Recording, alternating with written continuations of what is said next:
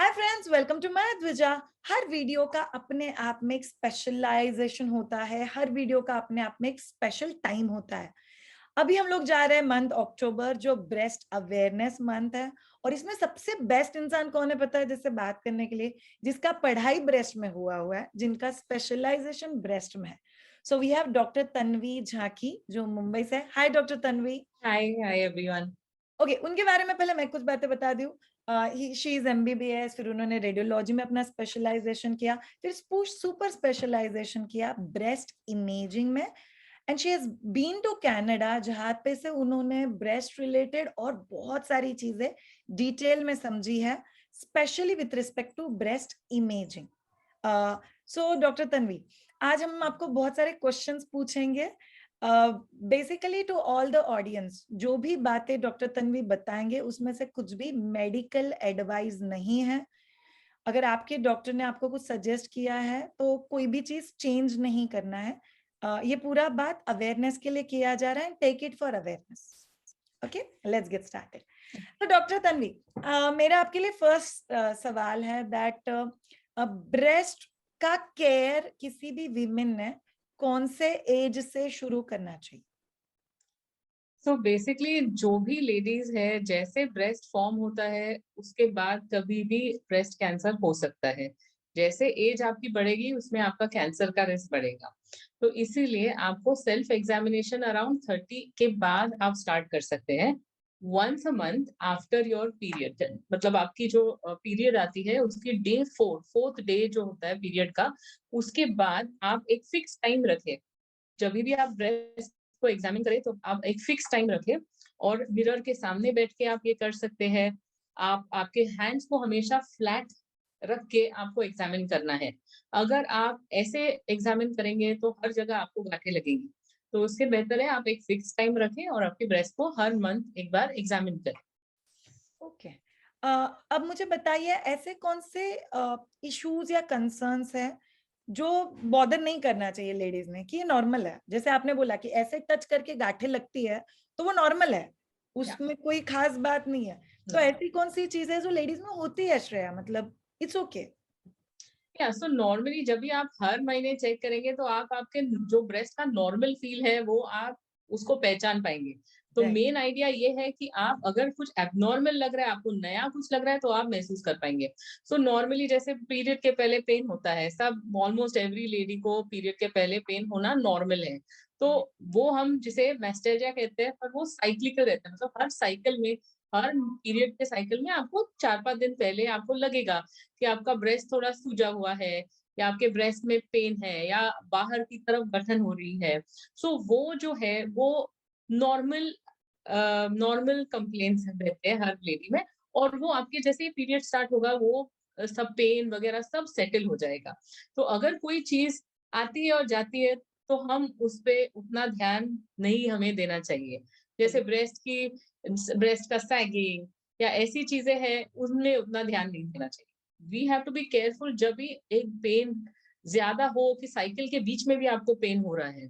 अगर आपको रेडनेस है, मतलब लाल होगी आपकी स्किन, या आपकी स्किन ज्यादा मोटी लग रही है एक पार्ट में, निपल का एरिया अंदर चला गया है, या निपल से ब्लड वगैरह या खून जैसे है या पस अगर वो बाहर आ रहा है, या आपको हाथ से गांठें लग रही है, ये जब भी हम देखते हैं तब हमें इमीडिएटली आपके डॉक्टर को आपका संपर्क होना चाहिए डॉक्टर से। Right. So ideally doctor Tanvi, routine life में कोई ब्रेस्ट स्पेशलिस्ट के पास तो सडनली जाना नहीं होता है। यस। अगर आप मुझे भी पूछोगे तो मैं पहले कहाँ पे जाऊंगी? बाबा गायनेक के पास जाऊंगी। अगर मैं गायनेक के टच में भी नहीं हूँ तो मेरे जो लोकल फैमिली डॉक्टर्स रहेंगे उनको दिखाऊंगी। बट देन जैसे कि आपने बोला, आई थिंक अल्टीमेटली मुझे ब्रेस्ट स्पेशलिस्ट को दिखाना है अगर करेक्ट। कोई इशू है तो। ओके। अब आते हैं अगेन अवेयरनेस का third question. Doctor Tanvi, breast care में राइट ब्रा, राइट पेक्टोरल एक्सरसाइजेस, मतलब ब्रेस्ट टोनिंग रिलेटेड जो एक्सरसाइजेस है, उसका क्या कोई रोल होता है ब्रेस्ट केयर में? सी ब्रेस्ट केयर मतलब if you have sagging breast में तो pectoral exercises will help. But wearing the correct bra is important only जब भी अगर आप रॉन्ग साइज की पहन रहे हैं या अंडर वायर पहन रहे हैं और वो वायर आपको कहीं हर्ट कर रही है, उसकी वजह से वहां पे स्किन पे मार्क हो रहा है, अल्सर हो रहा है, इंजरी हो रही है, तो आपको उसको मतलब निकालना चाहिए और दूसरा पहनना चाहिए। अगर आपको पेन होते रहता है ब्रेस्ट में, तो स्पोर्ट्स ब्रा अगर आप पहनेंगे तो उससे आपको बेनिफिट होगा। तो अदरवाइज ब्रा का कैंसर के साथ कोई रिलेशन नहीं है। बहुत से लोग ऐसा मानते हैं कि ब्लैक ब्रा पहनने से या अंडरवायर पहनने से कैंसर होता है, ऐसा नहीं है। सिर्फ ये है कि अगर आप कंफर्टेबल ब्रा पहने, आपकी साइज की पहने और अगर कोई वायर आपको रिपीटेडली एक जगह पे हमेशा चुभ रही है, तो वो आप ना करें। ऑल्सो कभी-कभी होता है कि आप चेंज करते हैं, कोई लेस के अंडरगारमेंट्स वगैरह पहनते हैं या नायलॉन या कोई स्पेसिफिक अलग फैब्रिक का पहनते हैं, उसकी वजह से एलर्जिक रिएक्शंस हो सकते हैं। सो वो आप अवॉइड करें। तो बाकी एनी कंफर्टेबल ब्रा पहने तो इट्स ओके। अच्छा, सो बेसिकली ब्रा सिलेक्शन फैंसी से ज्यादा भी कंफर्टेबल, राइट फिटिंग, कपड़ा जो स्वेट ऑब्जॉर्बेंट है, स्किन के लिए स्मूथ है, और जो यस, आपको कहीं पे भी हर्ट नहीं कर रहा है, yes, not too tight, not too loose. Yes.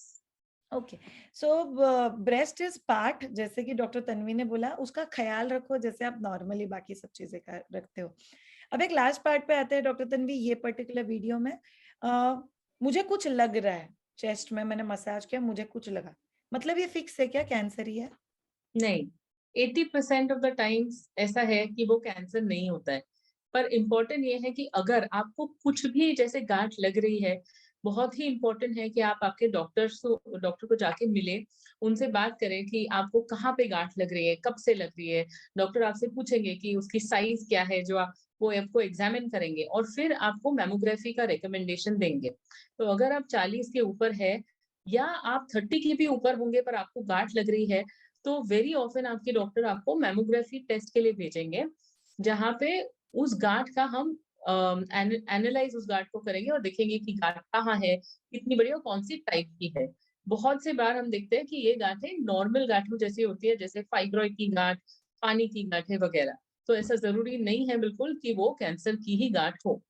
Yes, तो all of you people please tension मत लेना यार, जो उन्होंने रेशो बताया वो बहुत ही कम है, तो it's okay. So I think her doctor एक लाइन हमेशा बोलता है इंटरव्यूज में कि श्रेया, ये इशू नहीं है कि इशू है कि नहीं है, ये है कि क्या आप अवेयर हो, और किसी भी चीज को अगर आप जल्दी डॉक्टर के पास लेके जाते हो ना, तो डॉक्टर को ट्रीटमेंट करने में बहुत आसान हो जाता है कंपेरेटिवली जितना हम लोग उसको खींचते हैं।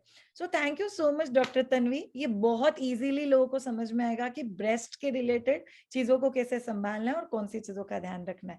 Okay, by the way all of you, doctor Tanvi के साथ हम लोग नेक्स्ट सेगमेंट में मिलेंगे, जहां पे हम लोग बात करेंगे मेमोग्राफी या मेमोग्राम के बारे में, बहुत सारे मिथ्स है इस चीज को लेके। So see you doctor Tanvi, and see you all of you in next part.